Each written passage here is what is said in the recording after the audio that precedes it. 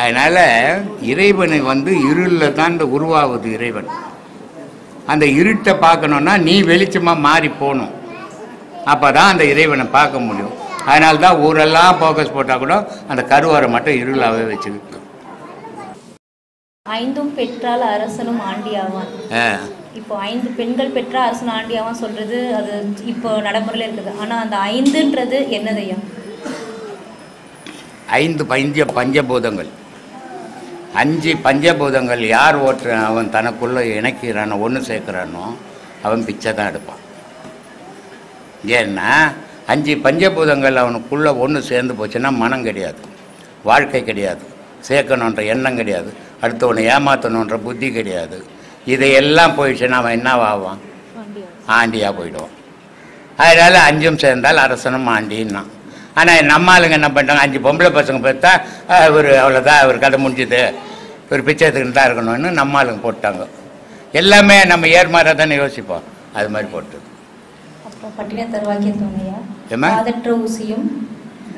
வாராது கடை வழிக்கு. இப்போ ஊசி விற்கிது, கடையில் போனால் விளக்கு வச்சுட்டா எல்லா பொருளும் கொடுப்பான், ஊசி மட்டும் கொடுக்க மாட்டான் இல்லையா? ஆனால் அந்த விளக்கு வைக்கிறதுக்கு முன்னே அந்த ஊசியை வாங்கிடணும். ஆனால் அது சின்னது தான் காது. அந்த காது அறுந்து போச்சுன்னா திருப்பி விற்கிறதுக்கு போகுமா? ஒரு சைக்கிள் ரிப்பேர் ஆகி போச்சுன்னா ரிப்பேர் பண்ணி திருப்பி இன்னொருத்தருக்கு விற்று போடலாம். ஊசிக்கு காது இருந்தால் போகுமா? மனுஷனுக்கு உயிர் போனால் திருப்பி போவானா? உலாவ முடியுமா? அதனால் காது அறுந்த ஊசி மாதிரி மனுஷனுடைய காற்று. இது அறுந்து போச்சுன்னா நயா பைசா கூட உதவ மாட்டேடா நீ அப்படின்னு பட்டினத்தாருக்கு புள்ளக்காரர் சொல்கிறான். இந்த வைரம், வைடூரியம், இந்த தங்கம், இந்த செல்வாக்கு இது எதுவுமே வராது நைனா. இது விற்கிறதுக்கு போகாது. இப்போ நான் வைரம் விற்கிறேன், நான் வைடூரியம் விற்கிறேன், நான் தங்கம் விற்கிறேன் நீனுக்கிறேன். ஆனால் இதை காது அறுந்ததுன்னா உனக்கு நீ எதையுமே விற்க முடியாது, எதுவுமே தேராது. அதனால் இந்த காதாரத்துக்குள்ளே நீ கடவுளை தேடிக்கோ அப்படின்ட்டு ஓலையை கொடுத்துட்டு அந்த பையன் போயிடுச்சு. அதனால் அவர் மகானானார். இன்றைக்கி சுடுகாட்டில் பாடுறது, வெட்டியானங்க பாடுறது எல்லாருமே பட்டினத்தாரனுடைய பாடல் தான். அதே நேரத்தில் இங்கே உள்நாட்டில் அவ்வளோ ஆராய்ச்சி பண்ணுற அளவுக்கு அறிவாளிங்க இல்லை போல இருக்குதுங்க. ஆனால் வெள்ளைக்காரன் ஆராய்ச்சி பண்ணுறான். அவன் எடுக்கிறான் ஒரு படம், ஒரு மடம் மாது ஒருவனமாகி ஒழுகிய விந்துன்னு ஒரு பாட்டுக்கு தெரியுமா? தெரியாதா? இன்னும் பட்டினத்தார் பாட்டு எடுத்துக்கினா அது ஒரு பாட்டு இருக்குது. அந்த பாட்டை ஒரு ஒரு ஆணும் பெண்ணும் சேரும்போது அந்த விழுற விந்து பனித்துளி இருக்குது, அதில் ஒரு பாதி தானே அது. அந்த பாதி விழுந்து கண்ணு முதல்ல மனுஷனுக்கு கண்ணு வரலாம், அப்புறம் கை கால் வரலாம், இப்படியே உருண்டு திரண்டு அது உலகத்தில் விளையாடுறா அப்படின்னு ஒரு பாடல் வரும். அந்த பாடலை தமிழ்நாட்டில் எடுக்கல, இந்தியாவில் எடுக்கல, ஆங்கிலேயம் எடுத்துருக்குறோம். அதை ஒரு ஆணும் பெண்ணும் சேர்ற மாதிரியும் அந்த விந்து போய் விழுற மாதிரியும் அது ஒரு கரு விட்டு வெளியே பிறக்கிற மாதிரி அது வளர்ந்து ஆடி பாடி கட்சியில் சுடுகாடு போகும்போது ஒரு குடி சாம்பல் எடுத்து போய் பிள்ளைங்க கடலில் கதைக்கிறாங்க வெள்ளைக்காரனை. அதை மாதிரி அவ்வளோ அழகாக அவன் செட் பண்ணி எடுத்துருக்குறான். இங்கே எடுக்கிறதுக்கு ஆள் கிடையாது. ஏன்னா இவங்களுக்கு மகான்கள்னா பிடிக்காது. அந்த மாதிரியான உலகம் இன்றைக்கி வெளிநாடுகள்லாம் இன்றைக்கி நிறைய அந்த மதத்தை விட்டு இந்து மதத்துக்கு தாவிக்கின்னுக்குறாங்க ஏராளமான பேர். அந்த அளவுக்கு அவங்களுக்கு இருக்கிற நாட்டம் இங்கே இருக்கிறவங்களுக்கு இல்லை. ஆனால் இதில் இல்லாத அற்புதம் வேறு எதுலேயுமே இல்லை. ரமண மகரிஷியோட ஆசிரமம் போயிருந்தோம். அங்கேயும் நம்ம தமிழர்களை விட வெளிநாட்டுக்கார தான் அதிகமாக இருப்பாங்க. உட்காந்து அங்கங்கே உட்காந்து ஆமாம் தியானம் பண்ணுவாங்க. ரூம்லேயே தங்கி இருப்பாங்க. அவங்க டெய்லி காலையில் தியானம் பண்ணுவாங்க. நம்ம ஆளுங்களை விட அவங்க தான் ஜாஸ்தி இருக்கும். அமைதியாக உட்காந்துப்பாங்க.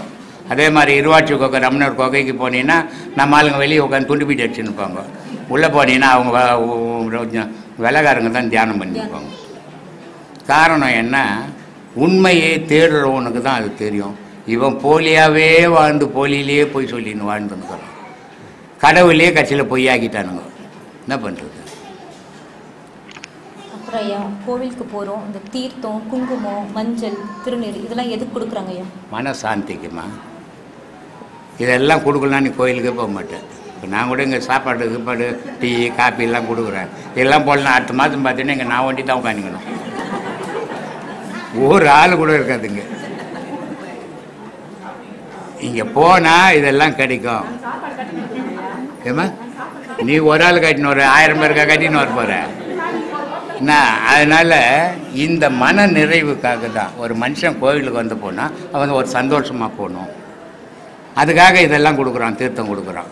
தீர்த்தம் கொடுக்குறது முன்னெல்லாம் காலையில் டைமில் பெருமா கோயிலில் ஈஸ்வரன் கோயிலெல்லாம் நெய் பொங்கல் கொடுப்பாங்க. இந்த அவ்வளோ ஒன்று கொடுப்பாங்க ஒரு தொன்னையில் போட்டு. அதை சாப்பிட்டு நான் அவனுக்கு வயிறு ரொம்ப போகுது ரொம்ப அது. ஆனால் அதை கொடுத்தாங்க. அதுக்கு ஏதாவது காரணங்குதான்னா காரணம் இருக்குது. அவன் ஒன்றும் சும்மா கொடுக்கல. இது நமக்கு இது வரைக்கும் தெரிஞ்சிக்காது யாரும், எந்த இந்துக்களும் இது எதுக்காக கொடுத்தான்னு அவனுக்கு கொடுத்தான் சாப்பிட்டேன். சின்ன வயசுல வெள்ளிக்கிழமை சுண்டல் கொடுப்பாங்க. அதாம்மா யாரும் தெரிஞ்சிக்கல, கொடுத்தாங்க சாப்பிட்டு வந்துட்டான், அவ்வளோதான் தெரிஞ்சுக்கினாங்க இல்லையா? அப்போல்லாம் வந்து கோவில், இப்போ இங்கே போலிவாக்கம் ஊர் இருக்குது, கோயில் இங்கே இருக்குது. இவ்வளோ தூரம் அவன் வரும்போது கதி பயிற்சி பண்ணின்னு வருவான். கதி பயிற்சி பண்ணின்னு வரும்போது இந்த நெஞ்செல்லாம் காஞ்சிடும். காஞ்சிச்சுன்னா தண்ணி குடிச்சா கூட அடிச்சுக்கும். இப்போ நம்ம ஆசிரமத்திலே நல்லா பாடம் பண்ணுவோம், உடனே சாப்பிட முடியாது, சாப்பிட்டா அடிச்சுக்கும். தண்ணி குடிச்சிட்டு தான் சாப்பிடணும், தண்ணி குடிக்கலாம் நெஞ்சில் அடிச்சுக்கும். அப்போது அந்த இடம் அந்த சூட்டில் காஞ்சி போயிடும். அவன் கதி பண்ணின்னு வந்ததால் அது காஞ்சி போயிடும், அது இறங்காது. அப்போ அது இறங்கின என்ன பண்ணணும், நெய் பொங்கல் கொடுக்கணும். அதுக்காக நெய் பொங்கல் கொடுத்தான். இந்த நெய் பொங்கல் சாப்பிட்ட உடனே தீர்த்தம் குடிட்டான்னா, இந்த தீர்த்தம் குடித்த உடனே அந்த காஞ்ச இடம்லாம் ஈரமாயிடுச்சு, வீட்டுக்கு போனால் அவன் சாப்பிட்லாம். அதே நேரத்தில் ஐயருங்கெல்லாம் மத்தியானத்தில் நெய் ஊற்றின்னு சாப்பிடுவாங்க. நெய் ஊற்றின்னு உடம்பு பெருக்கணும்னு நெய் ஊற்றின்னு சாப்பிட்றதில்ல. அவன் மந்திரம் சொல்லி சொல்லி நெஞ்சு காஞ்சி போயிடும். அந்த சாப்பாடு இறங்காதுன்றதுக்காக அவன் நெய் ஊற்றின்னு சாப்பிட்டான். ஐயர் கொழுத்து போய் நெய் ஊற்றின்னு சாப்பிட்றான். நான் கொழுத்து போகிறதுக்கு இல்லை, அவன் நெஞ்சில் சாப்பாடு இறங்கிறதுக்காக சாப்பிட்டான். இதெல்லாம் நமக்கு ஒன்றும் தெரியாது. ஆனால் எல்லாமே தெரிஞ்ச மாதிரி வாழ்ந்துன்னுக்குறோம் நம்ம. எவ்வளோ பெரிய மாடேன்னு பாரு. அப்புறம் ஐயா, பெரிய பெரிய கோவில்லாம் பார்த்தீங்கன்னாக்கா பசுவும் கன்றும் அதுக்கு ரொம்ப மகத்துவம் கொடுத்து அதை வந்து நடமாடும் தெய்வமாகவே வந்து அந்த பசுக்கும் கன்றுக்கும் வழிபடுறாங்க. அந்த பசுவும் கன்றோட மகிமை என்னன்னு சொல்லுங்க. சாந்தமானதும் அது, அதே நேரத்தில் சதுர்வேதமானது. அது பசுவனுடைய உடலில் கோமாதான்னு பேர். அதுக்கு அந்த பசுவனுடைய உடலில் எல்லா தெய்வங்களும் அதுக்கு அடக்கும், பால் தரத்தால். அதே நேரத்தில் எந்த பசுவும் போய் நரவில் சாப்பிடாது. மற்ற எருமா இருந்தால் கூட நரவில் சாப்பிடும், பசு சாப்பிடாது. அப்போது பசுன்றது ஒரு புனிதமான பொருள்.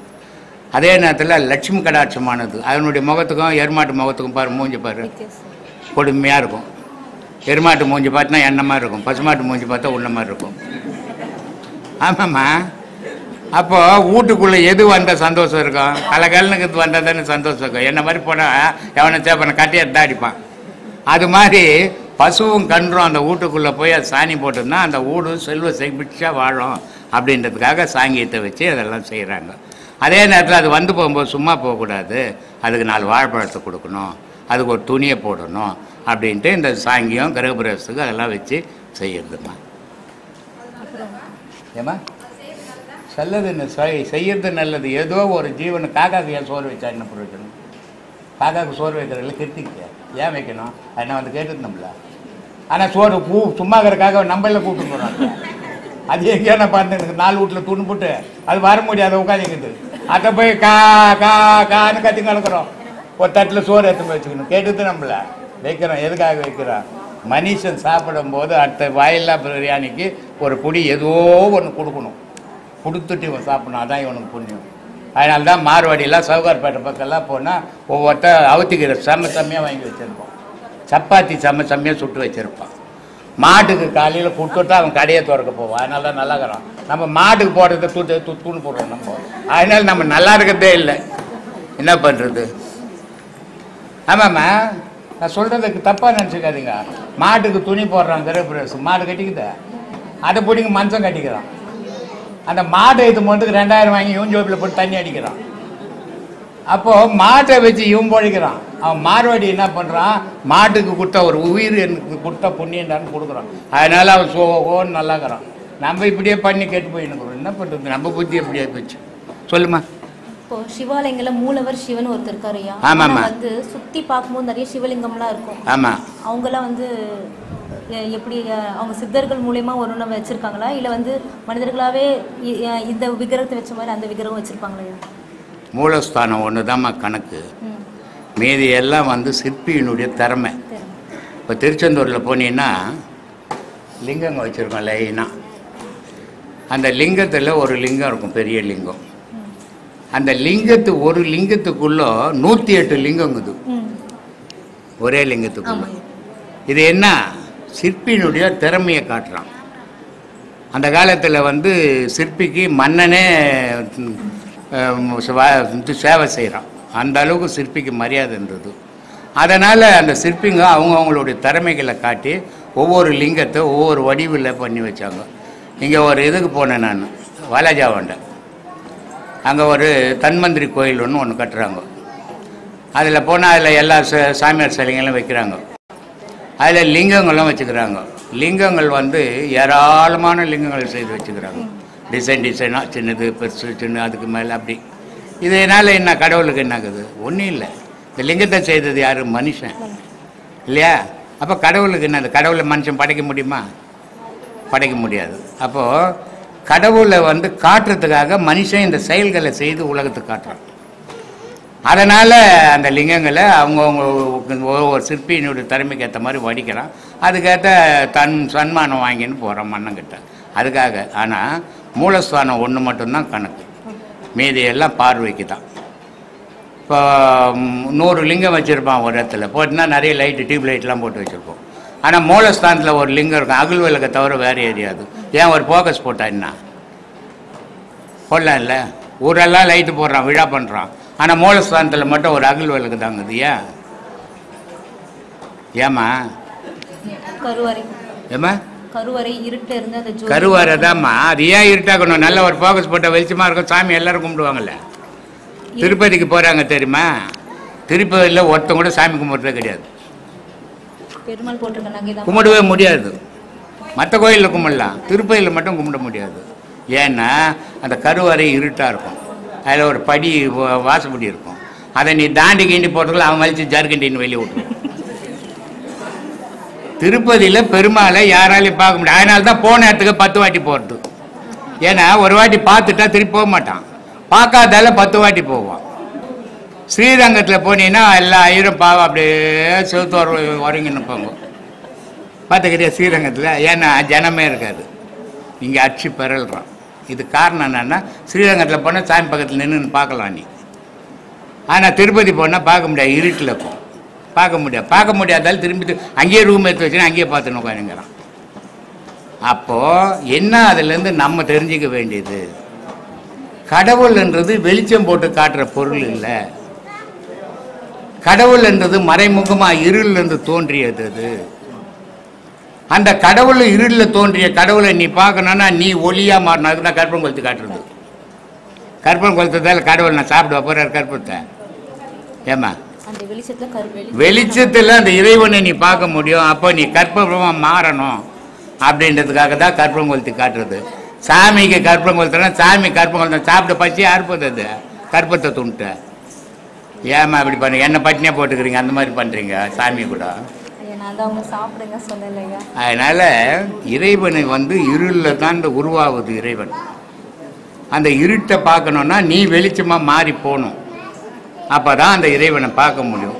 அதனால தான் ஊரெல்லாம் ஃபோக்கஸ் போட்டால் கூட அந்த கருவறை மட்டும் இருளாகவே வச்சுக்கிட்டு. சாமி ஆத்மா வணக்கங்க. ஆத்மா வணக்கம். என் பேர் ராஜேஷுங்க, கோயம்புத்தூர்லேருந்து வரேன். சரி சாமி, நீங்கள் சொன்ன விளக்கங்கள்லேருந்து ஒரு சில கேள்விங்க கேளுங்க. நாங்கள் பக்தராக நாங்கள் புரியாமல் தான் நாங்கள் உங்கள்கிட்ட விளக்கம் கேட்குறோம். சரி சாமி, நீங்கள் சொன்ன ஒரு சில அறிவுரைகள், அன்பே சிவம் மனமே குரு, ஆமாம், காற்றே கடவுள், ஆமாம், உனக்குள் உள்ள இறைவனை தேடு, ஆமாம், நீ யார் என்று அறியாமல் இறைவனை அறிய முடியாது, ஆமாம், முயற்சி உன்னுடையது, முடிவு இறைவனுடையது, ஆமாம், நான் உயிருக்கு உபதேசம் கொடுப்பவன் உடலுக்கு அல்ல, ஆமாம், இறைவன் ஓசையும் ஒளியுமாய் இருக்கிறான், ஆமாம், ஓசை ஒளியெல்லாம் ஆனாய் நீயே, உலகுக்கு ஒருவனாய் நின்றாய் நீயேன்னு அப்பர் சொன்னவருங்க.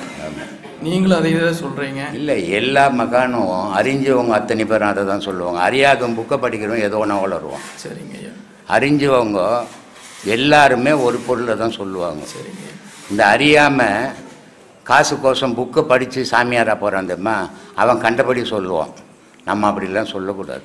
ஏன்னா நான் வந்து ஆன்மீகம்ன்றது இன்றைக்கி நேற்று ஏதோ 5 வருஷம் 10 வருஷத்தில் வரல. ஆன்மீகத்தில் நான் இங்கே நம்ம சீடர்களுக்கு கூட சொல்லுவேன், உபதேசம் கொடுங்க. எப்படி உபதேசம் கொடுக்கணும்? நீ மொத்தத்தையும் தெரிஞ்சுக்கணும், நீ எல்லாத்தையும் அனுபவிக்கணும், அதுக்கப்புறம் உபதேசம் கொடு. அப்போ தான் நீ அவன் கேள்விக்கு பதில் சொல்ல முடியும், அவனுக்கு பாடம் சரியாக கொடுக்க முடியும். எதுவுமே தெரியாத காசு கோசம் ஏதோ வந்து 2 உபதேசம் வாங்கிட்டு நான் போய் குரு ஆகிட்டேன்ட்டு வெளியே போனீங்கன்னா நீயும் கெடுவா அவனையும் கெடுத்துருவேன் அப்படின்னு. அது மாதிரி எல்லா மகான்களுமே ஒரு விஷயத்தை தான் பேசுவாங்க, கடவுளை அறிஞ்சவங்க. கடவுளை அறியாதவங்க கண்டபடி உளருவாங்க. படிச்சுட்டு புக்கில் இருக்கிறதெல்லாம் படிச்சுட்டு, ஒரு புக்கில் ஒரு மாதிரி இருக்கும், இன்னொரு புக்கில் இன்னொரு மாதிரி இருக்கும். இது பேசுறது ஒவ்வொரு மாதிரி போயிடும். ஆனால் மகான்கள் பேசுறது ஒரு விஷயமாக தான் இருக்கும். ஏன்னா அதுதான் உண்மை, அதுலேருந்து மாறவே முடியாது யாராலையும். அப்போது இந்த ஆன்மீகத்தை நான் வந்து 6 வயசுலேருந்து ஆரம்பித்தேன். இன்றைக்கி 74 வயசாகுது. அடுத்த 29 வந்தால் 75 வயசாகுது. இந்த 6 வயசுலேருந்து ஆராய்ஞ்சி எது நிஜம் எது பொய், யார் சொல்கிறது உண்மை யார் சொல்கிறது பொய், இப்படி ஆராய்ஞ்சி பார்க்கும்போது மகான்கள் சொன்னது மட்டும்தான் உண்மை. இப்போ மனுஷன் சொல்கிறதெல்லாம் கற்பனை அப்படின்றது தெளிவு தெரிஞ்சது. அதனால தான் நான் உங்களுக்கு சொல்லிங்கிறேன். சொல்லு. அப்போ நம்ம கொடுக்குற பயிற்சினால இதை ஒளியுமாவும் ஓசையாகவும் நம்ம பார்க்க முடியுமா? ஆமாம். சரிங்கய்யா. பற்றற்றவனை பற்றற்று பற்றாமல் பற்றிக்கொள், அது என்னங்கய்யா? ஆமாப்பா. அதுக்கான விளக்கம். கடவுள் வந்து எந்த பற்றும் கிடையாது. கடவுளுக்கு எந்த பற்றும் கிடையாது. அவன் படைத்ததோடு சரி. இப்போது ஒரு குழந்தை பெற்றுட்டோம், அது பெற்றதோடு சரி. இப்போது மகான்கள் குழந்தை பெற்றாங்க. எந்தெந்த மகான் பெற்றாங்க? ஔவையாரினுடைய அம்மாவும் வள்ளுவரனுடைய அம்மா அப்பாவும் குழந்தை பெற்றாங்க. ஆனால் பெற்று போட்டுட்டு போய்க்கினே இருந்தாங்க. அந்த குழந்தை பழிக்குமா பழிக்காதா, இதை யார் காப்பாற்றுவாங்க யார் காப்பாற்ற மாட்டாங்கன்னு யோசித்ததே கிடையாது. ஏன்னா அந்த குழந்தை மேலே அவங்களுக்கு பற்று கிடையாது. ஆனால் நம்ம ஒரு குழந்தை பிறந்து போச்சுன்னா அது ஈ கடிக்குமா எறும்பு கடிக்குமா, அதை எவ்வளோ பாதுகாப்பாக பார்த்து பார்த்து பார்த்து பார்த்து வளர்க்குறோம் அதை. அப்போது நமக்கு வந்து பற்று இருக்குது, அவங்களுக்கு வந்து பற்று இல்லை. கடவுள் அதே மாதிரி நம்மளை இந்த உலகத்தில் தூவிட்டான், படைச்சிட்டான். ஆனால் படைச்சானே தவிர பார்த்துன்னுக்கிறான், பற்றோடு இல்லை. ஆனால் பற்றோடு இருக்க நினைக்கிறான், ஆனால் மனுஷன் இருக்க விட மாட்டேன்றான்.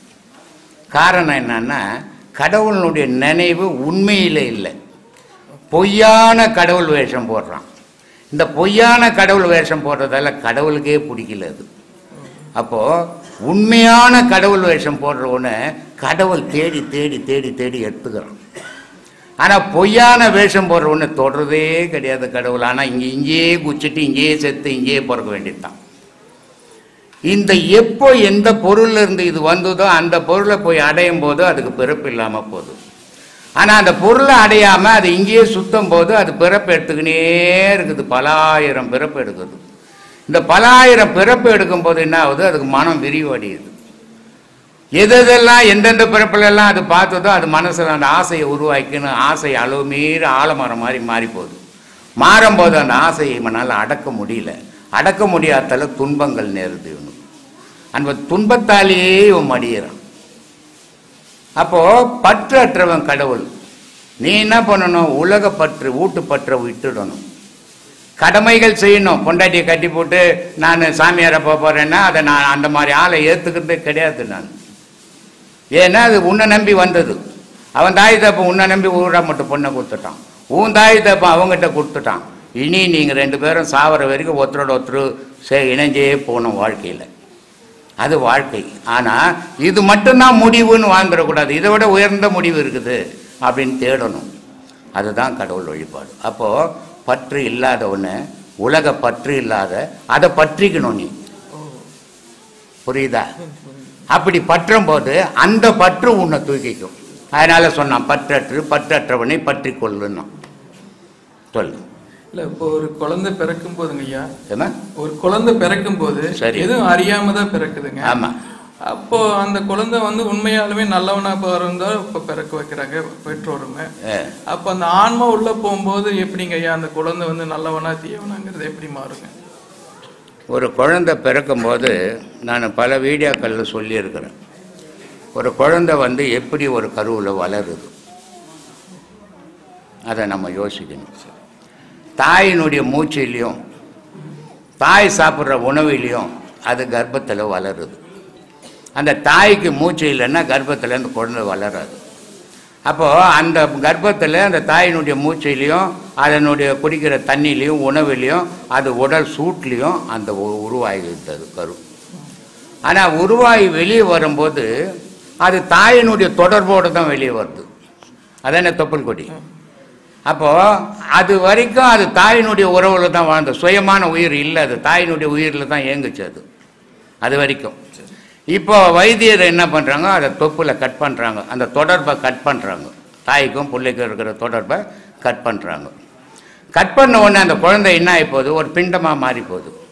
அது செத்து போகவும் இல்லை, உயிராகவும் இல்லை, இல்லையா? அப்படி தானே கிடக்குது. அது செத்து போனாலும் உயிர் வராது, இல்லை உயிராக இருந்தாலும் கட் பண்ண முடியாது. இப்படி வர சிக்கல் அது. அதனால் அது பிண்டமாக கிடக்குது. பிண்டமாக கிடக்கும்போது என்ன பண்ணுறாங்க, அதுக்கு தேவையான வைத்தியத்தை பண்ணிவிட்டு அதை ஒரு தட்டு தட்டி விட்றாங்க, இல்லை தண்ணி தெளித்து விட்றாங்க. அப்போ ஆன்னு வாய் திறக்குது இந்த குழந்தை. அன்னைக்கு திறந்த வாய் சாகிற வரைக்கும் மூடாமல் கத்திங்குது, இல்லையா? அந்த நேரத்தில் இந்த அகார உகார மகாரம்ன்றது உள்ள போகுது. இந்த அகார உகார மகாரம் என்ன அப்படின்னு சொன்னால் முன்பிறப்பினுடைய ஆன்மா. முதல்ல செத்து போய் தெரிஞ்சுங்கிறானே, உடல் கிடைக்காத அவனுடைய ஆன்மா இதில் பூந்துக்குச்சு.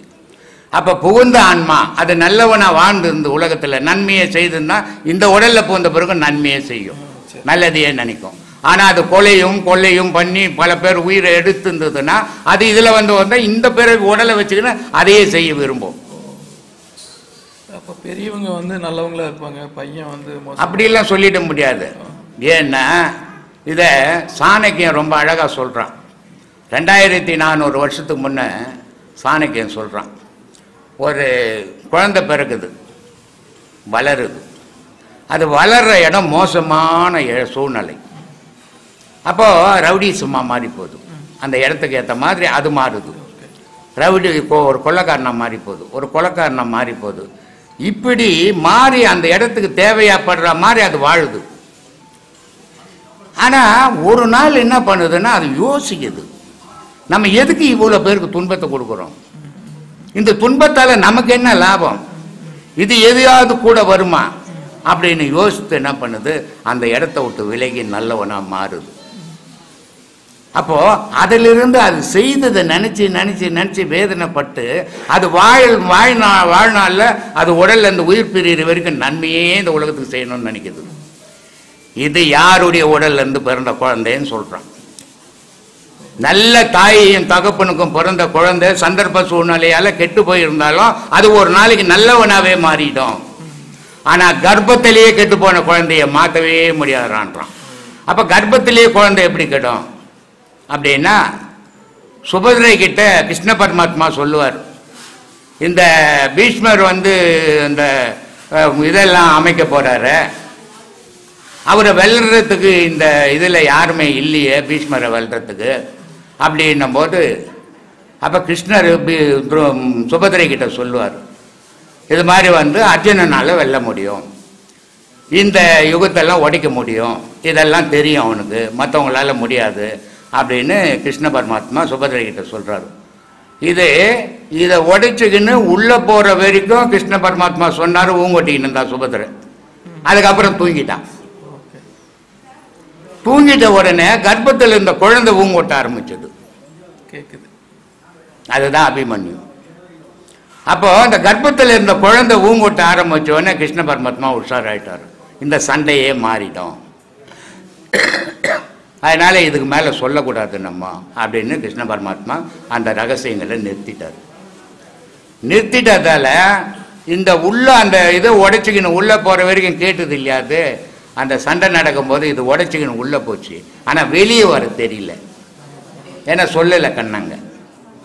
சொல்லியிருந்தால் சண்டை மாறி இருக்கும், சொல்லாததால அபிமன்யு அங்கே கொண்டுடுறாங்க.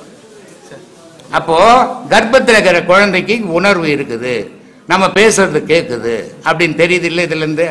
அப்போது ஒரு பொண்டாட்டியை படுக்க வச்சுக்கின்னு அது புள்ளதாசியாக இருக்கும்போது எங்கள் அண்ணன் ஏமாற்றிட்டான், என் அப்பா ஏமாற்றிட்டான், எங்கள் அம்மா ஏமாற்றிட்டான்னு பேசக்கூடாது. அப்படி பேசினா அந்த கர்ப்பத்தில் இருக்கிற குழந்தைக்கு அது ஏறும். அப்படி ஏறும்போது அது பிறந்த உடனே கெட்டவனாக மாறிடும். ஏன்னா நீ சொல்லி கொடுத்தானே. அப்போ அப்படிப்பட்ட குழந்தை தாய்கிட்ட தகப்பங்கிட்ட பிறகுற குழந்தை இப்படி தான் மாறும். அது திருத்தவே முடியாமல் போயிடும். இதுதான் கர்ப்பத்திலே கெட்டு போட்டு. சிறப்பான விளக்கங்க ஐயா. பெரியவங்க யாரும் இதெல்லாம் சொல்லியே தரல. வணக்கம் சாமி. வணக்கம். நாங்கள் திண்டுக்கல்லேருந்து வர்றோம் சாமி. சரி. வந்து உபதேசங்கள்லாம் வாங்கியிருக்கோம். ஏம்மா? வந்து உபதேசங்கள் வாங்கியிருக்கேன் சாமி. நானும் சின்ன வயசுலேயே கோவில்கள், இந்த உழவர் பணிகள், இந்த சேவைகள் இதுகளுக்கெல்லாம் போயிருக்கோம் சாமி. அங்கே இந்த மாதிரி ஆன்மீக உபதேசங்கள் உபன்யாசங்கள்லாம் கேட்போம். அப்போ அவங்க எல்லாம் வந்து என்ன பேசுகிறாங்கன்னா, நீங்கள் சொன்ன மாதிரி கடவுளை பற்றி பேசுகிறாங்க.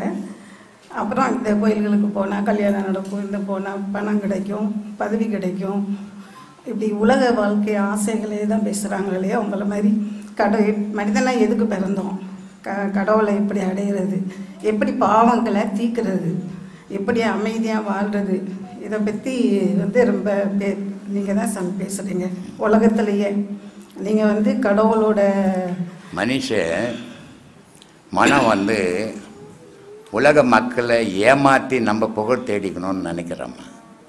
ஆனால் எந்த புகழும் இந்த உலகத்தில் நிற்க போகிறதில்ல, கடவுள் புகழை தவிர. கடவுள் ஒருத்தனுக்கு தான் நிரந்தரமான புகழ். மனிதனுக்கு நிரந்தரமான புகழ் கிடையாது, நிரந்தரமான வாழ்க்கை கிடையாது. எல்லாமே ஒரு பொய்யான வாழ்வு வாழ்ந்துன்னுக்குறோம்.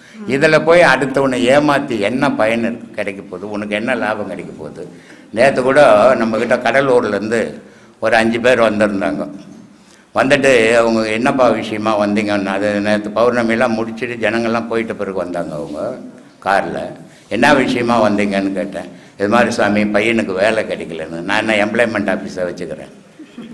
ஒரே வார்த்தை சொன்னேன், இங்கே அதுக்கெல்லாம் இடமே கிடையாது. இந்த மந்திரம் பண்ணுறது, தகடு கொடுக்குறது, தாயத்து கொடுக்குறது, குறி சொல்கிறது, என்கிட்ட வந்துட்டின்னா உனக்கு வேலை கிடச்சிடும், என்கிட்ட வந்துட்டுனா உனக்கு கல்யாணம் ஆகிடும், என்கிட்ட வந்துட்டுனா உனக்கு எல்லாம் ஓன்னு வாழ்ந்துடுவேன், இந்த மாதிரி ஏமாத்துற வேலையெல்லாம் நான் பண்ணுறது கிடையாது.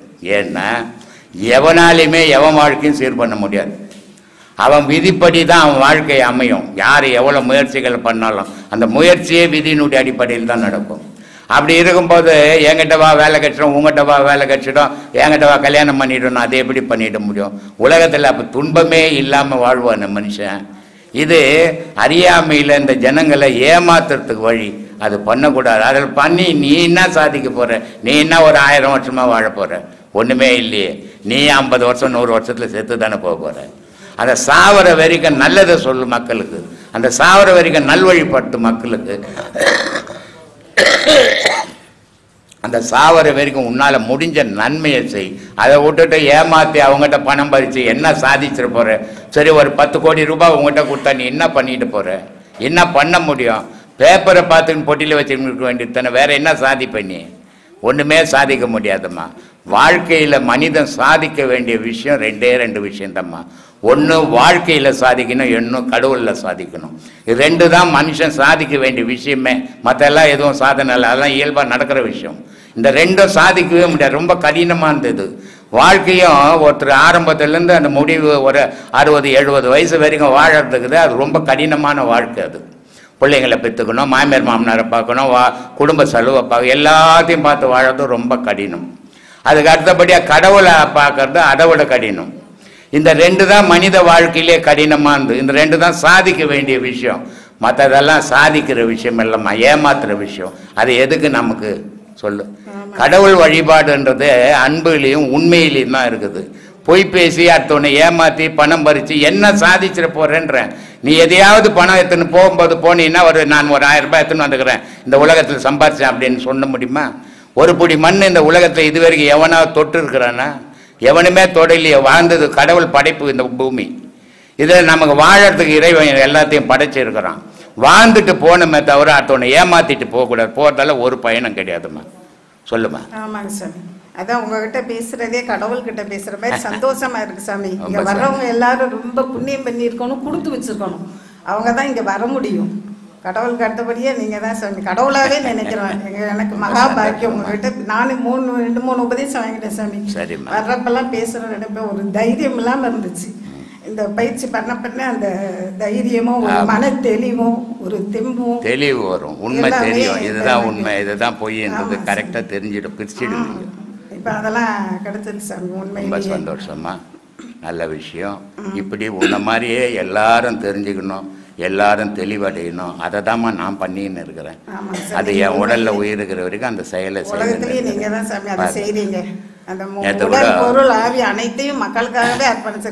மலேசியாவிலேருந்து ஒரு அம்மா வந்திருந்தாங்க நேற்று. அந்த அம்மா சொல்கிறாங்க, சாமி மலேசியாவில் உலகத்திலே மாந்திரிகத்தில் மலேசியா தான் முதல், அதுக்கு அடுத்தது தான் கேரளா.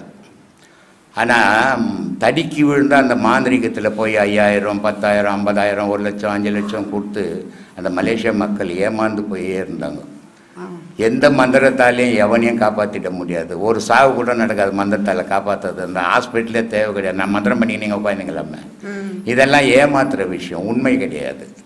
உன்னுடைய நேரம் சரியில்லைன்னா அவன் செய்யறது பழிக்கிற மாதிரி இருக்கும். உன்னுடைய நேரம் நல்லா இருந்தால் எந்த இதுவும் பண்ண முடியாது.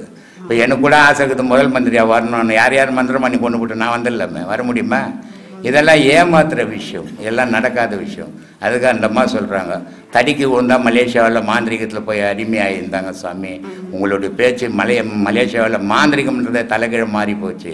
இன்றைக்கி மக்கள் எல்லாம் வீட்டுங்களில் உங்கள் ஃபோட்டோ வச்சு தான் வழிபட்டுன்னு இருக்கிறோம் அப்படின்ட்டு நேற்று அந்த அம்மா அந்த உபதேசம் வாங்கி போனாங்க. அடுத்த மாதம் 5ஆம் மாதம் அவங்க ஒரு 40 பேர் ஒன்றா வராங்க.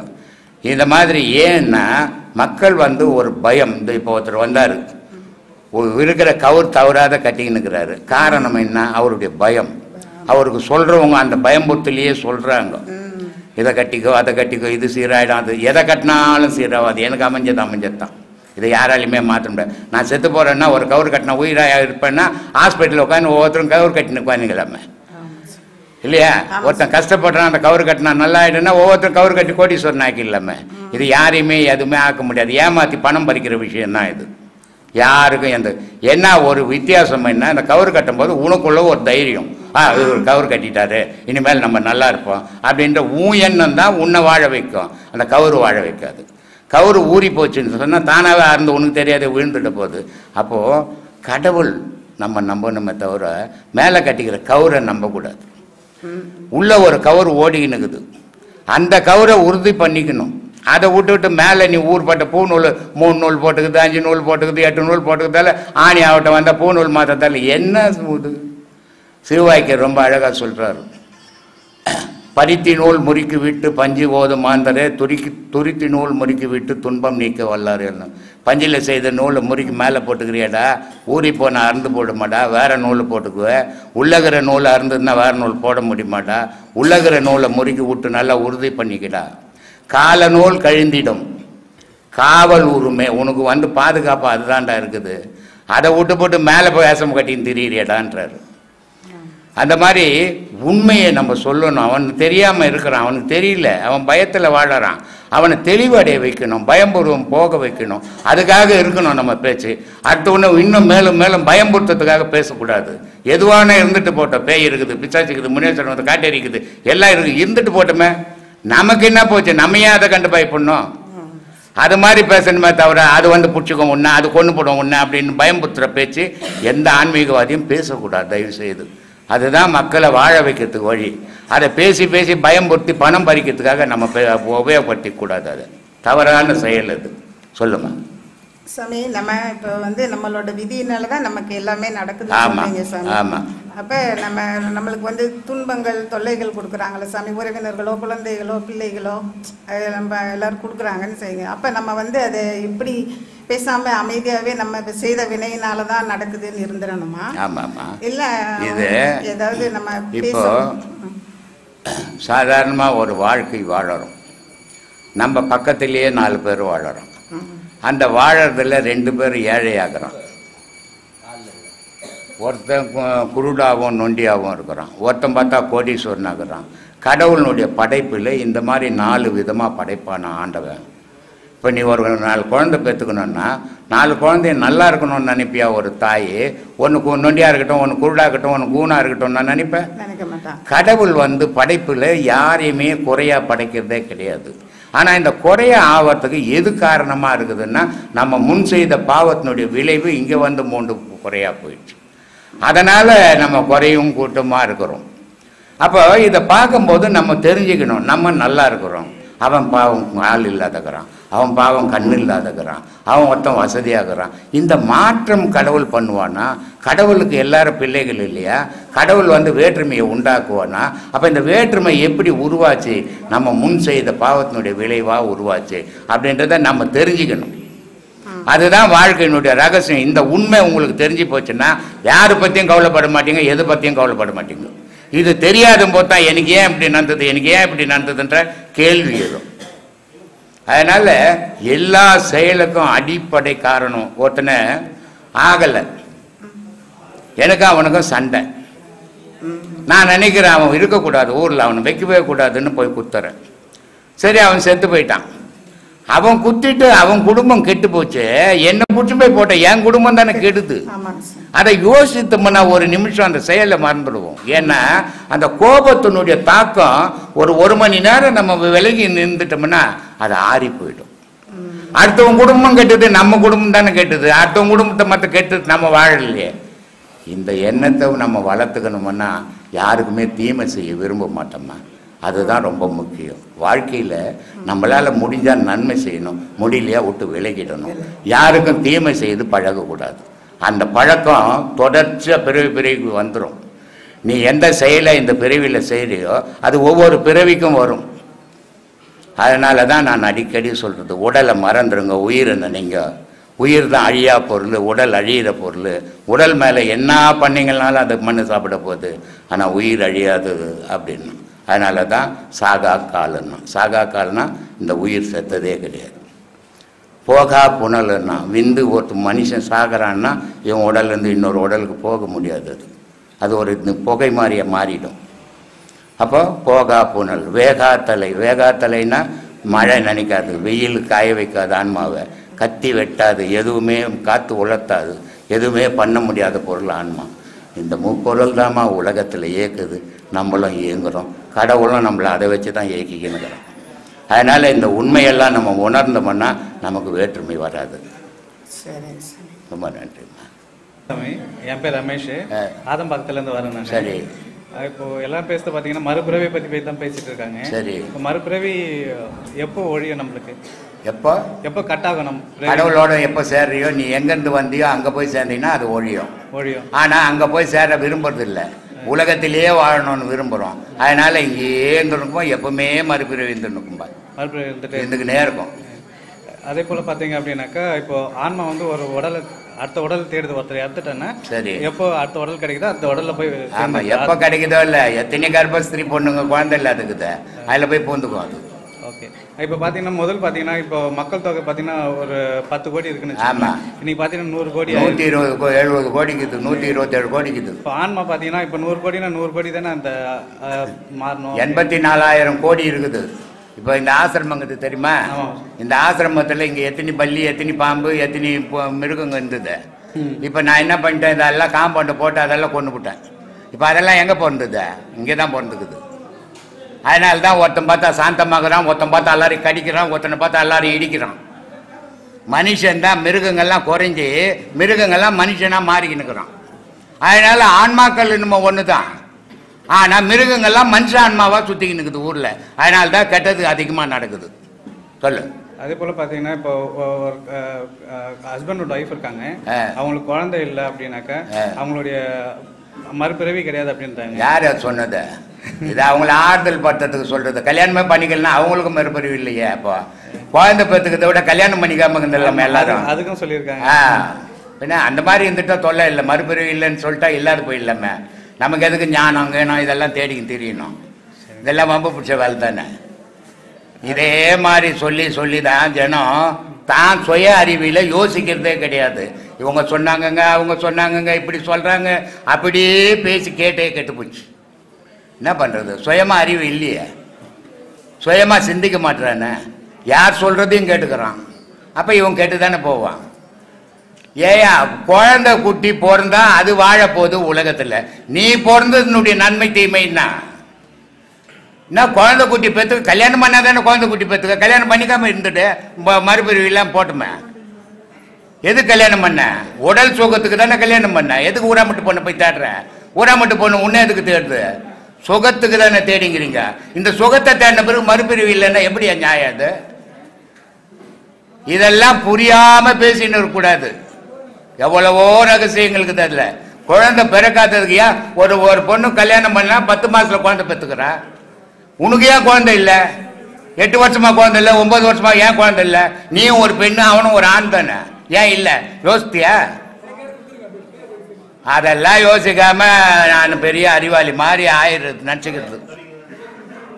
சொல்லு. அப்புறம் பார்த்தீங்கன்னா இப்போ நம்ம பூமி பார்க்குறோம், சூரியனை பார்க்குறோம், சந்திரனை பார்க்குறோம், வெள்ளி ஒன்று இருக்குன்னு சொன்னீங்க. நான் தெரியல எனக்கு அதை பற்றி. நீ பார்க்கல, இன்னும் வானத்தை சரியா பார்க்கல. ராத்திரியில் பகல்லையே பார்த்துங்கிற பொழுது நிலவு இருக்குது தெரியுமா? ஆமாம் சாமி.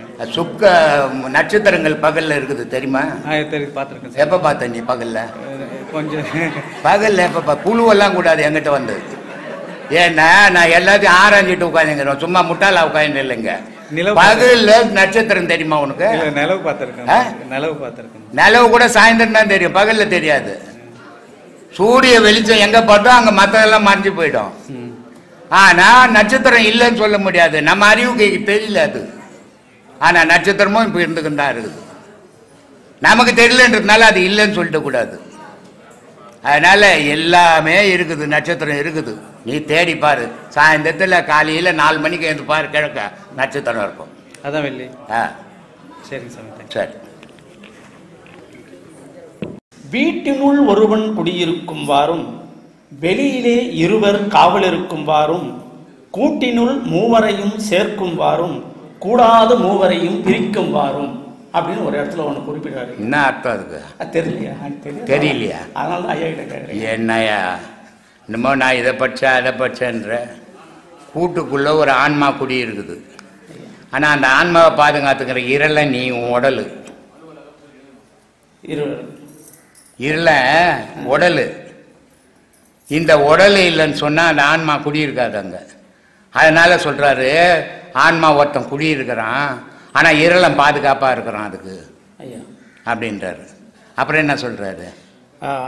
கூட்டினுள் மூவரையும் சேர்க்கும் வாரும். ஆமாம், மூவரையும் சேர்க்கறதுனா யார் யாரை சேர்க்கறது? அகார, உகார, மகாரம்.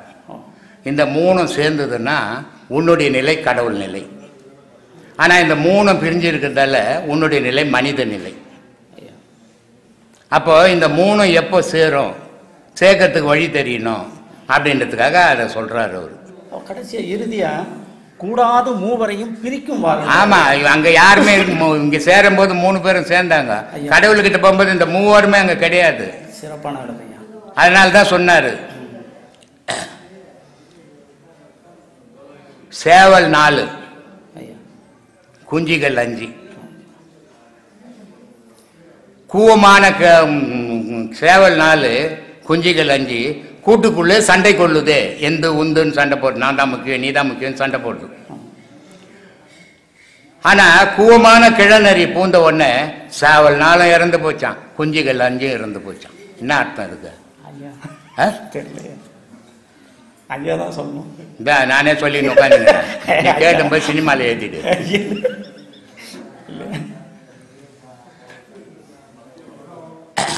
அந்த காரணம்ன்றது 4. என்னன்னா மனம், சித்தம், புத்தி, அகங்காரம். இது 3 4 சேவல். குஞ்சிகள் 5. ஏன்னா இந்த அந்தகாரணம் அப்பா அம்மா கிட்ட இருந்ததால் தான் நீ பிறந்து வந்த இந்த உலகத்துக்கு. அந்த அந்தகாரணம் அப்பா அம்மா கிட்ட இல்லைன்னா நீ பிறக்க போகிறதே கிடையாது. அதனால நான் தான் 4 பேரில் நான் தான் பெரிய ஆளுன்னு சொல்கிறேன். சேவல்னாலும் நாங்கள் தான் முக்கியம், நான் இல்லைன்னா நீ இல்லைன்னு. குஞ்சுங்க என்ன சொல்லுது, நான் இல்லைன்னா நீ 4 பேர் இருக்க முடியாது அப்படின்னு ஒன்னோட ஒன்று சண்டை போடுது. குஞ்சுகள் 5 என்ன?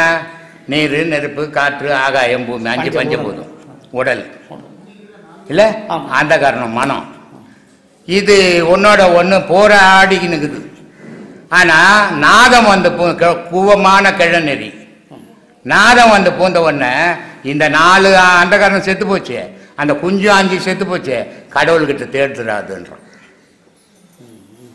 இவ்வளோ விஷயங்கள் சும்மா இல்லை, ஞானம் பேப்பரில் எழுதிட்டு ஒரு ஏமாளி உட்காந்துங்கிறான், அவன் தலையில் போய் மிளகா அடிக்கலான்னு வந்துடுறாரு. ஐயா நீங்க சொல்லும் போது பாடத்தோட ஒப்பிட்டு பார்க்கும்போது அதைத்தான் ஐயா அதுதான் பாடம் தான். இப்போ சொல்றார் அகஸ்தியர், விந்து நிலை தனை அறிந்து விந்தை கண்டால் விதமான நாதமது குருவாய் போகும், அந்த முள்ள நாதமது குருவாய் போனால் ஆதி அந்தமான ஜோதி நீயாவாயின்றார். அது என்னது? இந்த விந்துன்றது என்னத்துக்குன்னா, இன்னுமா உலகத்தில் பொண்டாட்டிக்கிட்ட சுகம் கூடு காண்றதுக்கும் உலகத்தில் குழந்தை குட்டி பெற்று விடுறதுக்குன்னு நினச்சிங்கிறடா, அதுக்கு இல்லைடா, அது சாப்பிட்டு பாடுறாத்தன்றார். எதை? விந்துவை சாப்பிட்டு பாரு, அப்போதான் அதனுடைய சுவை தெரியும், அதில் எத்தனை விதமான சுவை இருக்குதுன்ட்டு. ஆனால் அது இந்த ஆணும் பெண்ணும் சேர்ந்து உற்பத்திக்கு தாண்டா உதவும், அது கடவுளை அடையாது. ஆனால் அதே விந்து மேலே போச்சுன்னு சொன்னால் ஓசை வந்துடும்.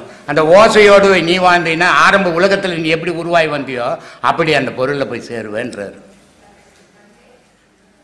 இல்லை இப்படி இவ்வளோ ரகசியங்களை ஒவ்வொரு மகான்களும் நமக்கு சொல்லிக்கிறாங்க. நம்ம எதையும் புரிஞ்சுக்கிறது கிடையாது, எதையும் தெரிஞ்சுக்கணும்னு விரும்புறதும் கிடையாது. ஏதோ வந்தோம் போனோன்னு போயின்னுக்கிறீங்க. என்ன பிரயோஜனம் இல்லை, ஒரு பயணம் கிடைக்காது. மனசு சம்பந்தமா நிறைய பிரச்சனைகள் இருந்தது சாமி. மனசு சம்பந்தமா என் பெரிய பிள்ளை கேன்சரால இறந்துச்சான். சரி. அதுக்கப்புறம் நிறைய எனக்கு எல்லாரும் ஆறுதல் சொன்னாங்க. எதுவுமே எனக்கு வந்து ஒரு தீர்வா தெரியல. ஆனா உங்களோட யூடியூப் பார்க்க ஆரம்பிச்சதுலேருந்து எனக்கு ரொம்ப உங்களோட பேச்சு, உங்களை ஒரு நாள் கூட நான் மிஸ் பண்ண மாட்டேன் சாமி. யூடியூப்ல தினம் உங்களோட இதை நிகழ்ச்சியை பார்த்து பார்த்து பார்த்து பார்த்து என் மனசு இப்போ ஓரளவு நல்லா தெளிஞ்சு வந்துச்சு. எப்படியும் உங்களை பார்த்தே ஆகணுன்ட்டு உங்கள் ஆசீர்வாதத்தை நான் வாங்கணுன்ட்டு வந்திருக்கேன். கும்பகோணத்துலேருந்து. எங்கேருந்து வரீங்க? கும்பகோணம். கும்பகோணம். ஒரு அம்மா நம்ம சோழிங்கூர்லேருந்து வருவாங்க. அந்த அம்மா அவனுடைய புருஷன் இறந்துட்டார். புருஷன் இறந்து ஒரு வாரம் பொறுத்து புள்ள இறந்துட்டான். எப்படி இருக்கும் அவங்க நிலைமை பாருங்க. அவங்க இருக்கிறதா இல்லை செத்து போகிறதா அப்படின்ற முடிவுக்கு வந்துட்டாங்க. அந்த நேரத்தில் நம்ம வீடியோவை பார்த்துட்டு அப்புறம் இங்கே வந்தாங்க, உபதேசம் வாங்கினாங்க. இப்போ என்ன சொல்கிறாங்கன்னா, யார் போனதை பற்றி நான் கவலைப்படல, மனசு எனக்கு அதை பற்றி துக்கம் இல்லை, எனக்கு தேவை கடவுள் மட்டும்தான் அப்படின்ற நிலைக்கு வந்துட்டாங்க. ஏன்னா இந்த பாழா போன மனம் இருக்குது, இது வந்து எதையாவது ஒரு உறவை வச்சுக்கினே தெரியும். உறவு இல்லாமல் இது வாழ தெரியாது. மற்ற மிருகங்கள்லாம் பிறந்ததுன்னா தாய் தகப்பனோட கொஞ்ச நாள் இருக்கும், அப்புறமா அதாவது பிரிஞ்சு போய் அதாவது வாழும். ஆனால் இந்த மனுஷன் மட்டும் யார் தயவுலையாவது வாழணும். ஒன்று பிள்ளையாக இருக்கணும், இல்லை புருஷனாக இருக்கணும், இல்லை அண்ணனாக இருக்கணும், இல்லை தம்பியாக இருக்கணும், இல்லை சொந்தக்காரங்க யாருணும், தனித்து வாழவே முடியாது. இந்த மனம் அது மாதிரி அலையும் மனுஷனுடைய மனம். ஏன்னா நிலையற்ற மனம் அது. மனம் கட்டுப்படாதுமா. எப்படி கட்டுப்படும்? கட்டுப்பட்டு போச்சுன்னா அது பேர் மனசே இல்லை, ஆன்மாவாயிடும். அது கட்டுப்படாத வரைக்கும் கண்டதெல்லாம் அலையிறதுனால தான் அதுக்கு மனசுன்னு பேர் வைக்கிறோம். ஆனால் அது கட்டுப்பட்டுட்டு ஒரே மாதிரி நிலையில் இருந்ததுன்னா அதுக்கு பேர் ஆன்மாவாயிடும், மனசாக இருக்காது அது. அப்போது ஆன்மாவுக்கு வந்து துக்கம் கிடையாது, சந்தோஷம் கிடையாது, எதுவுமே கிடையாது அதுக்கு. ஆனால் மனசுக்கு துக்கமும் சந்தோஷமும் இருக்குது. இது சந்தோஷம் இருக்கும்போது ஏற்றுக்கும், துக்கம் இருக்கும்போது ஏற்றுக்காது. அப்போ ஏற்றுக்காத போது அழாதான் வரும். அப்போது அதை சேர்க்கணுன்னா நம்ம மனம் திடப்படணும். திடப்படணும்னா இந்த பாதை மட்டும்தான் அதை திடப்படுத்தும். வேற எந்த பக்தியோ யுக்தியோ எதுவுமே திடப்படாது. ரொம்ப நிறைய கோயில் சாமி இப்படிலாம் நிறைய கும்பிட்டுட்டோம் சாமி. உங்க யூடியூப் பார்த்ததுலேருந்து தான் எனக்கு கடவுள்னா யாரு, எங்க இருக்காங்க, என்ன செஞ்சிட்டு இருக்காங்க. கடவுளே உங்களுக்குள்ள தான்மா இருக்குது. ஒவ்வொரு மனிதனுக்குள்ளும் கடவுள் இருக்குது. கடவுள் மனிதனுக்குள்ள வாழற வரைக்கும் தான் மனிதனுடைய உலாத்தல் இருக்கும், மனிதனுடைய செயல்பாடுகள் இருக்கும். மனிதனை விட்டு கடவுள் வெளியே நீங்கிச்சுன்னா மனுஷன் இருக்க மாட்டான், மண்ணுக்கு போயிடுவோம்மா. இதுதான் வாழ்க்கை. கடவுள் இப்போ எவ்வளோ கடவுள்கள் இருக்குது உலகத்தில். இந்து மதத்தில் கடவுள் இருக்குது, புத்த மதத்தில் கடவுள் இருக்குது, கிறிஸ்துவ மதத்தில் கடவுள் இருக்குது, முஸ்லீம் மதத்தில் கடவுள் இருக்குது. எந்த மதத்து கடவுளாவது எனக்கு ஒரு வீடு வேணும்டான்னு கட்டிக்கிச்சா? எங்கன்னா கட்டி இருக்குதா? எல்லா கோவிலுக்கும் அது சர்ச்சியாக இருந்தாலும் சரி, மசூதியாக இருந்தாலும் சரி, இல்லை இந்து கோயில்களாக இருந்தாலும் சரி, எதுவாக இருந்தாலும் மனுஷன் தான் கட்டுறான். ஏன் மனுஷன் கட்டுறான்? வேறு எந்த மிருகமாவது கட்டுதானா? எதுவும் கட்டுறதில்லை மனுஷனுக்குள்ளே. அதனால தான் நான் சொல்லியிருப்பேன், எல்லா மிருகமும் உலகத்தில் 84,000 கோடி ஜீவராசியும் குனிஞ்சே நடக்குது. மனுஷன் மட்டும்தான் நிமிர்ந்து நடப்பான். ஏன் மனுஷனுக்கு மட்டும் நிமிர்ந்து நடக்கிற ஆற்றல் மற்றெல்லாம் குனிஞ்சு நடக்கிற மாதிரினா கடவுளுடைய சாயல் தான் அதில் எல்லாம் இருக்கும். மனுஷனுக்குள்ள கடவுளே இருக்கிறான். அதனால் மனுஷன் நிமிர்ந்து நடக்கிறான். உலகத்தையே இயக்கக்கூடிய ஆற்றல் மனுஷங்கிட்ட தான். கடவுளுக்கு அடுத்தபடியாக மனுஷங்கிட்ட தாங்குது, மற்ற ஜீவராசி. ஆமாம். அப்போது இந்த கடவுளாக இருக்கப்பட்ட மனிதனுக்குள்ளவே இருந்து கடவுள் கோயில்களை கட்டிக்கின்னு அதுவே வழிபட்டுக்கினுக்குது. தன்னை தானே அர்ச்சிக்கிற மாதிரி கதை அது. தன்னை தானே கும்பிட்டுன்னுக்குது. அதுவே கோயில் கட்டுது, அதுவே போய் அங்கே கும்பிடுது. அப்போது இறைவன் நமக்குள்ளவே இருந்து இந்த உலகத்துக்கு அடுத்த ஜென்ரேஷனுக்கு வழி காட்டுறதுக்கு இந்த கோயில்களை கட்டுறோம். அதே நேரத்தில் நம்மளை கட்டிட்டு நம்மளே வழிபடுறோம், அடுத்த ஜென்ரேஷனை வழிபடுது. அப்போது தெய்வம்ன்றது எங்கே இருக்குது அப்படின்னா தேடி பார்க்கும்போது தான் தெரியும் நமக்குள்ளே தான் இருக்குதுன்ட்டு. இப்போ என் புள்ள என் புருஷன் அப்படின்னு சொல்கிறோம். இப்போ நம்ம 4 வீடு கட்டி வச்சுருக்குறோம். 4 வீட்டில் ஒரு வீட்டில் நம்ம இருக்கிறோம், 3 வீட்டில் வேறு குர்த்தனங்க விட்டு வச்சுக்கிறோம். வீடு நம்மது தான். ஆனால் குர்த்தனங்கிறோம் நம்ம நினைக்கிற மாதிரி வாழ்வானா? இன்றைக்கி இருப்பான், நாளைக்கு காலி பண்ணிட்டு போயிடுவான். இல்லை, ஒரு குர்த்தனக்காரன் 20 வருஷம் இருப்பான். ஒரு குர்த்தனக்காரன் 50 நாளில் காலி பண்ணின்னு போயிடுவான். ஆனால் வீடு மட்டும் நம்மது இருக்கும், நம்மக்கிட்ட தான் இருக்கும். ஆனால் நம்ம நினைக்கிற மாதிரி குர்த்தனங்கிறவன் வாழ மாட்டான். அவன் விருப்பப்பட்டுக்கிற மாதிரி தான் வாழ்வான். இதுதாம்மா பிள்ளைங்க. புள்ளன்றது என் புள்ளன்றது நம்ம உடல் தான் நம்ம செய்தது. அதுக்குள்ளே இருக்கிற பொருள் எவனோ எங்கேருந்தோ வந்தவன் அது காலி பண்ணிக்கின்னு போய்கினே இருக்குது. இதனால் இது செத்து போச்சா வந்தவங்க எல்லா காலையிலேருந்து என்ன கூட உடம்பு சரியில்லை, இது மாதிரி ரொம்ப வருத்தப்பட்ட சமயம் அழ வந்துடுச்சு எங்களுக்குன்னாங்க. யாருமே வருத்தப்படக்கூடாது. ஏன்னா வாழும்போது நான் என்னென்ன செய்யணுமோ எல்லாமே செய்திருக்குவேன். அதனால் என்ன வருத்தப்படணும், சந்தோஷப்படணும். எல்லாருமே எல்லாரும் வந்தால் இங்கேருந்து போய்கினே தான் இருக்கும். இது ஒரு டூரிஸ்ட் சென்டர் மாதிரி. இது பூமின்றது ஒரு டூரிஸ்ட் தலம். வரணும், பார்க்கணும், போயிடணும். இங்கே யாரும் நிலையாக நிற்க முடியாது. இதில் என்ன, ஒருத்தன் 10 நாள் நின்று பார்ப்பான், ஒருத்தன் ஒரே நாள் சுற்றிட்டு போயிடுவான். மரணம்ன்றது அப்படி தான் நமக்கு வந்துக்கினுக்குது. ஒருத்தன்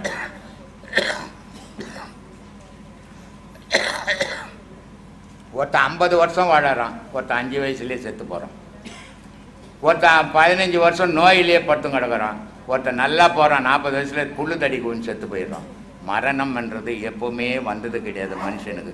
மனித உடலுக்கு தான் மரணம் வரும், மனுஷனுக்கு மரணம் வராது. மனுஷனுக்கு மரணம் வந்துடுச்சுன்னா அவனுக்கு திருப்பி பிறப்பு கிடையாது. அப்புறம் ஐயா, ராமகிருஷ்ண பரமஹம்சர் ஒரு வார்த்தை சொன்னார், டக்கா மாட்டி டக்கா அப்படின்னா பணம் தான் மண்ணு தான் பணம்னு சொன்னார். இதுக்கு ஒரு உள்ள அர்த்தம் என்ன ஐயா? டக்கா மாட்டி டக்கானா தாண்டா பணம் தாண்டா மண்ணுன்னு சொல்லுவாங்க. அது காரணம் இப்போ நீங்கள் கல்கட்டாலேருந்து வந்துருக்குறீங்க. ஆமாம். பணம் இல்லைன்னா வர முடியுமா? ட்ரெயினில் நான் ஆன்மீகம் கற்றுக்க போகிறேன்னா விடுவானா? இல்லை, விட மாட்டான்.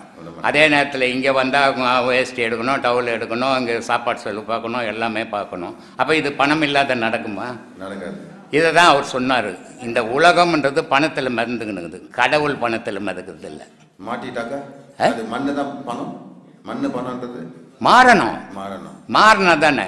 இவன் தான் மாறாம பணமே வாழ்க்கைன்னு முடிச்சுக்கிறான். அந்த நேரத்தில் ஐயா அவரை பைத்தியக்காரன்னு நினைச்சாங்களே, நல்ல கருத்துல சொன்னார். எவ்வளோ பேர் அவரை ஒரு முட்டாளுன்னாங்க, அவரை ஒரு பைத்தியக்காரன்னாங்க. அவருக்கு ஆன்மீகத்தில் உச்சத்தில் போகும்போது லூஸ் மோஷன் ஆகிப்போச்சு. அந்த மாதிரி போகும்போது அவர் என்ன பண்ணிட்டாங்கன்னா, பைத்தியம் பிடிச்சி போய் அந்த ஆள் பேசி கிடக்கிறான் அப்படின்ட்டாங்க. அவ்வளோ பெரிய மகானை. ஏன்னா எல்லா காலத்திலையும் உணர்றவனும் உண்டு, அதே நேரத்தில் எல்லா காலத்திலையும் ஒருத்தனை குறை சொல்லியே வாழறவனும் உண்டு. இது எல்லாம் ஒரு காலம் இல்லை, எல்லா காலகட்டத்திலையும் இருந்துருக்குது. அதனால தான் நன்மையும் தீமையும் கலந்து பேசியிருக்கிறாங்க ஒவ்வொரு மகானும். அது மாதிரி ராமகிருஷ்ணர் மாதிரிலாம் ஒரு மகான் கிடைக்கிறது ரொம்ப அரிது. இந்த மக்களுக்கு எவ்வளோ எளிமையாக புரிய வைக்க முடியுமோ அவ்வளோ எளிமையாக புரிய வச்சார் பேசி. ஏன்னா ஞானத்தை நேரடியாக சொல்லும்போது புரியாது. அதனால் அதுக்கெல்லாம் ஒரு கதைகளாக சொல்லி ஒரு ராமகிருஷ்ணர் புரிய வச்சார். விவேகானந்தர் உலகம் ஃபுல்லாக புரிய வச்சார். இதெல்லாம் ஒரு அற்புதமான நிகழ்வுகள், அற்புதமான காலங்கள். அது இனிமேல் அப்படிப்பட்ட உத்தமர்கள் வருவாங்களா இந்த உலகத்துக்குன்னு தெரியாது. அதனால் வரவங்க வரட்டும்.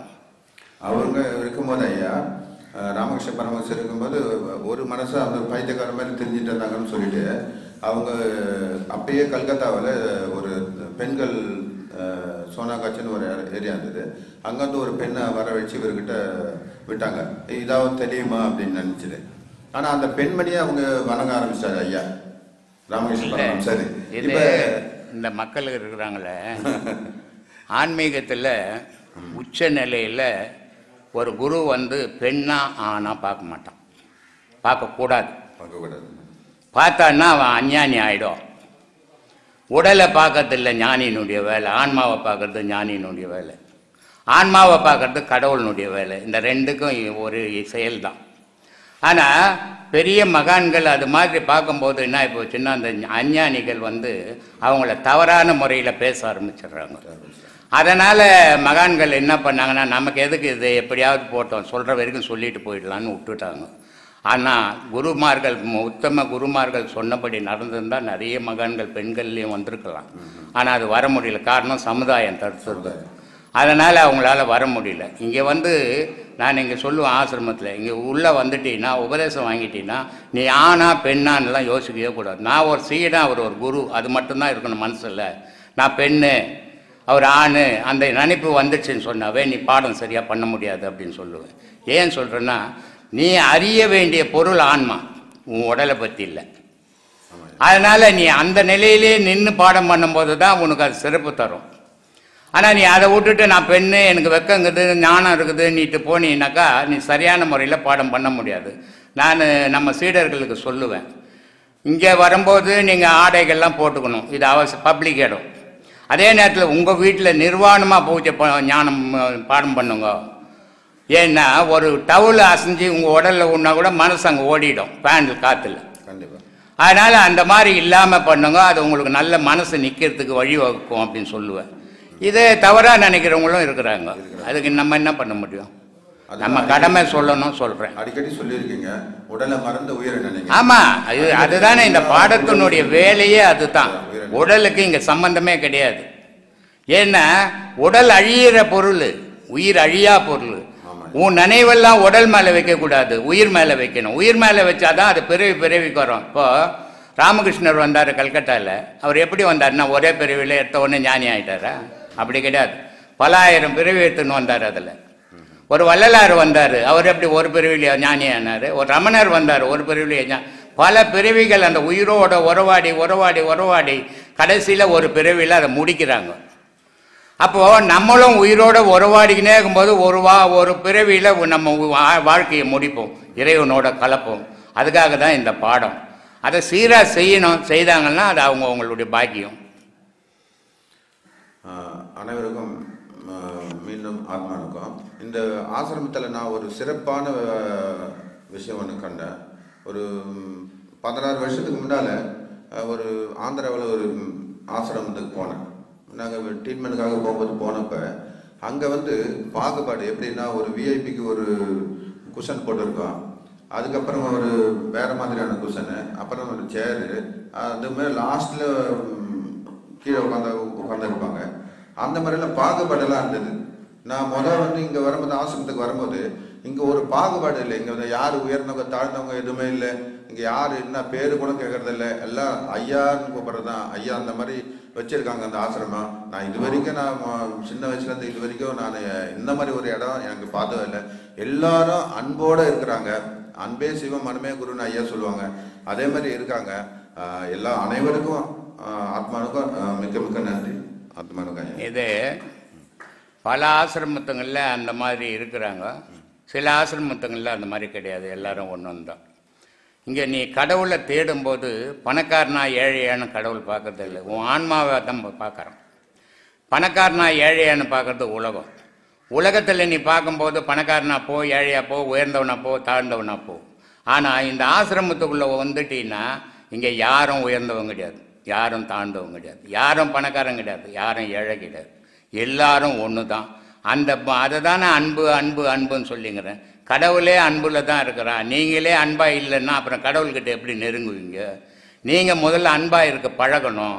அந்த பழக்கத்துக்கு தான் இங்கே சொல்லிக் கொடுக்குறோம் அப்படின்றோம். ஏன்னா இங்கே ஏற்றத்தாழ்வே வரக்கூடாது, மனபேதமே வரக்கூடாது. வராத நிலையை கொண்டு போகணுன்னு தான் நான் ஆசைப்பட்டு செய்துன்னு இருக்கிறேன். மற்ற ஆசிரமத்தில் அவங்க உடலை பார்க்கும்போது பணக்காரனா ஏழையான்ற எண்ணங்கள் வந்துடுது. அதனால் அவங்கெல்லாம் அப்படி பண்ணுறாங்க. இங்கே நம்ம அப்படி பட்டினத்தார் சொல்கிறார், உஜினி நாட்டில் இந்த பிறவி எடுத்து நான் ஒரு பாவமும் பண்ணலை சாமி, ஆனால் போன பிரிவில் நான் என்ன பாவம் பண்ணேன்னு தெரில, அதனுடைய விளைவு இங்கே வந்து எனக்கு தண்டனை கொடுக்குறாங்களேன்றார். உஜின நாட்டில் ஒரு கழுகு மரம் ஏற்றுன்றாங்க. அப்போல்லாம் மன்னருங்ககிட்டலாம் கழுகு மரம் ஒரு மனுஷனை தூக்கி ஆசன குழியில் உட்கார வச்சிட்டோன்னா அவன் 2 கீச்சின்னு போயிடுவான் இல்லையா? கொடூரமான தண்டனை அது. சாவும் சாக மாட்டான், பாதையும் தாங்க முடியாது, கடைசியாக சாவான். அப்படிப்பட்ட தண்டனை பட்டினத்தார் கொடுக்குறாங்க. அதனால சொல்கிறாரு, நான் இந்த ஊன் உடல் எடுத்து ஒரு பாவமும் அறியேன், முன் செய்த பாவ வினை இங்கு வந்து மூழுதோ அப்படின்றாரு. நான் முன்னாடி செய்தேன் பாரு, அது வருதுப்பா தண்டனைக்கு எனக்கு. இப்போங்க இந்த பிறகு நான் ஒரு பாவமும் அறியாதவன். அப்போ அவ்வளோ பெரிய மகானுக்கே முன்பிறவி பாவம் வருது, உனக்கு வராதா? கொஞ்சமான பாவமாக பண்ணிக்கிறேன் நீ நானும். நீங்கள் உங்கள் புத்தகத்தில் சொல்லியிருந்தீங்க சாமி, தர்மம் செய்யுங்கள் அது உங்களோட தீவினையை போக்கும் அப்படின்னு சொல்லியிருக்கீங்க. அப்போ தர்மம் மட்டும் செஞ்சால் போதுமா? யோகம்லாம் எதுக்கு சாமி? தர்மம் செய்தால் தீவினை மட்டும்தான் போவோம். தர்மம் செய்யறதால கடவுளை போய் அடைய முடியாது. தர்மமும் செய்யணும், யோகமும் செய்யணும். தர்மத்தால் உன் பாவம் அழியும், யோகத்தால் கடவுளை அடையலாம். அதனால் இது ரெண்டும் அவசியம். இப்போ ஒரு 10 ஆம்பளைங்க ஒரு ரூம் எடுத்துக்கினா குடும்பம்னுவாங்கள சொல்லுவாங்கள்ல? இல்லைங்க 10 ஆம்பளைங்க சேர்ந்து ஒரு குடும்பம் பண்ணுறாங்கங்கன்னு சொல்லுவாங்கள்ல? ஒரு ஆம்பளை கூட ஒரு பொம்பளை சேர்ந்தா என்ன சொல்லுவாங்க? குடும்பம்னுவாங்க. அது மாதிரி இது ரெண்டும் செய்தால் தான் கடவுள் வழிபாடு. தர்மம் செய்தினா நீ எந்த உலகத்தில் நீ பாவத்தை செய்தியோ அதே உலகத்துக்கு நீ தர்மத்தை பண்ணும்போது அந்த பாவம் உலகத்திலேயே அழியும். ஆனால் அது உலகத்தோடு தான் நீ கடவுள்கிட்ட போகாது. கடவுள்கிட்ட போனேன்னா நீ யோகத்தையும் செய்யணும். யோகத்தையும் செய்யும் போது இந்த பாவமும் அழிஞ்சிடும், கடவுள்கிட்டவும் போடாது. அதனால் அது ரெண்டையும் சொல்லிக்கிறேன். அப்போ வசதி இல்லாதவங்க வந்து யோகம் மட்டும்தானே பண்ண முடியும், அவங்க தர்மம் பண்ண முடியாது? பண்ணட்டும் பண்ணலாமே. யோகம் பண்ணினா உன் பாவமும் அழியும், கடவுளையும் சேரலாம். இது கடவுளை சேர்றதுக்கு வசதியெல்லாம் வேணும், மனசு தான் வேணும். மனம் சீராக இருந்து ஒரே வைராக்கியத்தோடு நின்னால் கடவுளை அடையலாம். ஆனால் ஏதோ யோகா ஒரு குரு கிட்ட வந்தால் அவர்கிட்ட உபதேசம் வேணுங்க, என் பாவம்லாம் போயிடுச்சு நான் கடவுளை பார்த்தேன்னு ஏமாற்றக்கூடாது, அது தப்பு. அதனால் ஓயோ முயற்சியாக இருக்குது. வசதிக்கே இது இங்கே அடிப்படை பேசு இது கிடையாது, இது மனசுக்கு தான் பேசுது. மனம் உனக்கு உறுதியோடு இருக்கணும். நான் இவ்வளோ கஷ்டப்படுறேன், நான் இது கடவுளை அடையணும், எந்த கஷ்டம் உலகத்தில் எல்லாத்தையும் நான் இழக்க தயார், இறைவா நீ உன்னை மட்டும் இழக்க மாட்டேன்ற மன உறுதி எவனுக்கு இருக்குதோ அவன் கண்டிப்பாக அடைவான். அதனால் தர்மங்கள் அவசியம் பண்ணணும் மனுஷன். ஏன்னா மனுஷன் தெரிஞ்சியும் பாவத்தை பண்ணுறான், தெரியாமையும் பாவங்கள் நடந்துடும். அப்போது அதை அழிக்கணுன்னா தர்மம் அவசியம். ஆனால் இறைவன் அடையணுன்னா யோகம் அவசியம். அதனால் யோகம் கட்டாயம் வேணும் சாமி. அப்போ தர்மம் பண்ணால் நம்ம செஞ்ச பாவம்லாம் அழியறதுக்கு வாய்ப்பு இருக்கா சார்? கண்டிப்பாக. இந்த பிறவிலே பாவம் எங்கே பண்ண? நீ நம்ம அறிஞ்சு செஞ்சு ஏதோ பண்ணியிருப்போம். எங்கே பண்ண? முந்தின ஜென்மத்தில் கூட பண்ணியிருப்போம். அட எந்த ஜென்மத்திலே அது பண்ணு சாமி. எங்கே பண்ண பாவத்தை? பாவம் எங்கே பண்ணுற நீ? உலகத்தில் தானே சாமி பண்ண முடியும், வேற எங்கே போய் பார்த்து பண்ண முடியும்? நீ இந்த பிரிவில் இருக்கட்டும், இல்லை 5 பிரிவுக்கு முன்ன கூட இருக்கட்டும், இங்கே தானே பண்ணியிருக்க முடியும். அப்போ இந்த உலகத்துக்கு தர்மம் பண்ணினா அந்த பாவம் அங்கே இங்கிடும். நீ எங்கே பிறந்து அங்கே தானே போய் சாவற இல்லை? அப்போது எங்கே பாவத்தை பண்ணியோ அங்கே தர்மத்தை பண்ணும்போது தானே அந்த பாவம் அழியும். பட்டினத்தார் சொல்கிறார், உஜினி நாட்டில் இந்த பிறவி எடுத்து நான் ஒரு பாவமும் பண்ணலை சாமி, ஆனால் போன பிரிவில் நான் என்ன பாவம் பண்ணேன்னு தெரில, அதனுடைய விளைவு இங்கே வந்து எனக்கு தண்டனை கொடுக்குறாங்களேன்றார். உஜின நாட்டில் ஒரு கழுகு மரம் ஏற்றுன்றாங்க.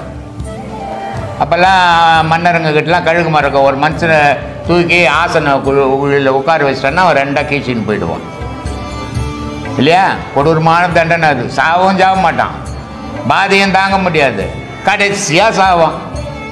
அப்படிப்பட்ட தண்டனை பட்டினத்தார் கொடுக்குறாங்க. அதனால் சொல்கிறாரு, நான் இந்த ஊன் உடல் எடுத்து ஒரு பாவமும் அறியேன், முன் செய்த பாவ வினை இங்கு வந்து மூழுதோ அப்படின்றாரு. நான் முன்னாடி செய்தேன் பாரு, அது வருதுப்பா தண்டனைக்கு எனக்கு. இப்போங்க இந்த பிறவியில் நான் ஒரு பாவம் அறியாதவன். அப்போ அவ்வளோ பெரிய மகானுக்கே முன்பிறவி பாவம் வருது, உனக்கு வராதா? கொஞ்சமான பாவமாக பண்ணிக்கிறேன் நீ நானும் இல்லை, ஏராளமாக பண்ணி நான் உலகத்தை ஏமாத்தின்னுக்கிறேன் பாரு. இப்போ எப்படி பேசின்னு ஏமாத்தின்னுக்கிறேன், அது மாதிரி நீ எவ்வளோ பேர் ஏமாத்திருப்ப. எங்கே ஏமாற்றணும்? ரெண்டுமே உலகத்தில் தான் பண்ணோம். அப்போ இந்த உலகத்திலேயே நன்மையை செய்து ஆட்சி. அதனால அவ்வளோ பேர் மகானுக்கே பாவங்க தான், உனக்கு எனக்கு இருக்காதா? சொல்லு சாமி. அது இந்த பிறவியில பண்ணதா போன பிறவியில? எந்த பிறவிலையாவது பண்ணியிருப்ப. பண்ணா பாவம் பண்ணாத மனிதனே கிடையாது உலகத்தில். நான் உத்தமன்னு எவனா பேசுறான்னா அவன் தான் அதிக பாவம் பண்ணவன் அர்த்தம். பாவம் பண்ணாத மனித பிறப்பே கிடையாது சாமி. பாவத்தால் தானே பிறப்பு ஏற்பட்டது. அப்புறம் எப்படி அவன் பாவம் பண்ணாது இருக்க முடியும்? பாவம் பண்ணி தான் பிறந்தோம். தாய்க்கே நம்ம எவ்வளோ வேதனையை கொடுத்து பிறக்கிறோம் உலகத்துக்கு வரும்போது. அதுவே பெரும் பாவம் இல்லையா? ஆனால் தாய் அதை சுகமாக ஏற்றுக்கிறார் இல்லையா? அவள் தாய் ஏற்றுக்கணும், நாட்டும் ஏற்றுப்பானா ஒதிப்பான். அதனால் அந்த பாவத்தை உலகத்தில் பண்ண பாவத்தை உலகத்திலே அழிச்சிட்டு இறைவனோட போய் சேர வழி தேடிங்கன்னு தான் சொல்லிங்கிற சாமி. நான் ஒன்றும் உத்தமம் கிடையாது, நானும் 1000 பாவம் பண்ணியிருப்பேன். அதனால தான் இப்படி கத்திங்கிறேன். இல்லைன்னா எங்கன்னா மூலில் உட்காந்து இருந்திருக்கலாம் நான் இல்லையா? ஆனால் நான் பாவம் பண்ணலை, நான் உத்தமன் அப்படின்லாம் சொன்னான்னா அவன் தான் அதிக பாவமே பண்ணுவேன். அதனால் அது மாதிரிலாம் பேசக்கூடாது.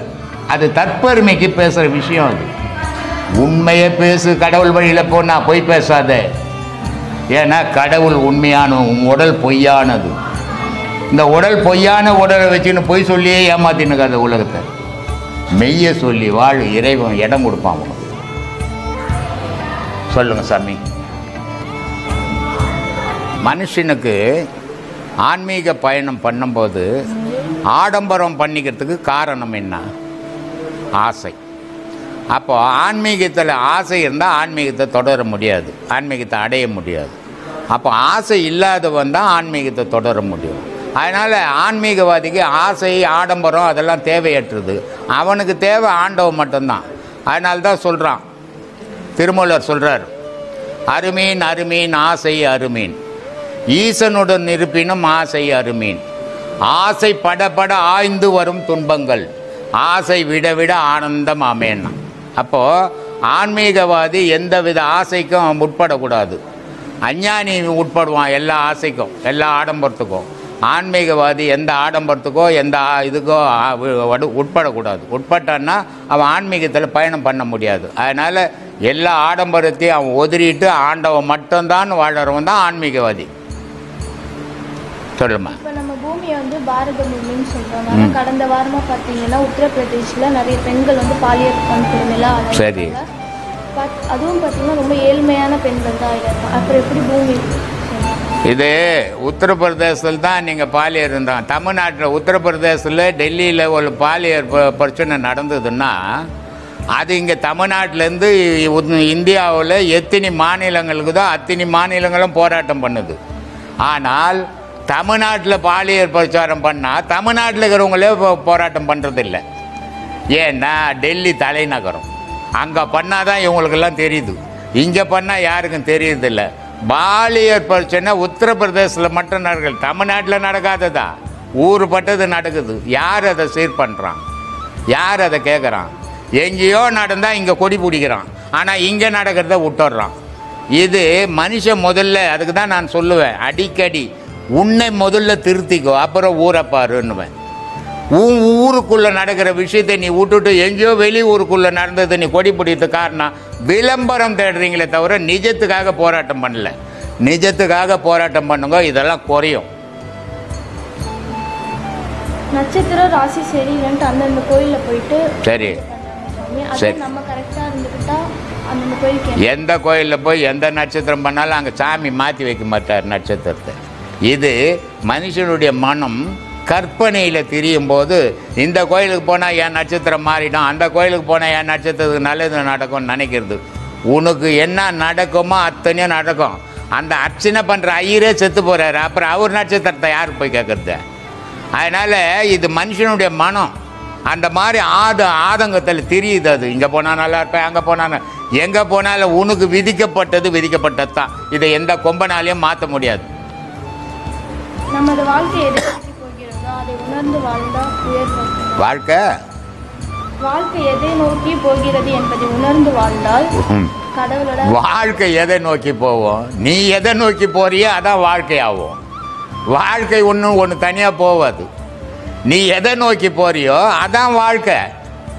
அப்போ நீ போகிற வாழ்க்கையை சீர் பண்ணிக்க. வாழ்க்கை எதுமானா வாழ்க்கைன்னு தனியாக ஒன்று இல்லை. நீ எந்த செயல் செய்கிறியோ அதான் வாழ்க்கை.